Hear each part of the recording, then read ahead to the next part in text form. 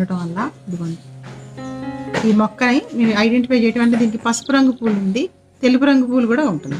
సాధారణంగా పసుపు రంగు పూలు కనపడుతుంది ఎక్కువ శాతం, కానీ తెలుపు రంగు పూలు ఉన్నా మీరు దీన్ని తీసుకోవచ్చు. ఇదిగోండి ఇట్లా 5 ఆకులు ఉంటుంది, 5 ఆకులు ఖచ్చితంగా ఉండాలి.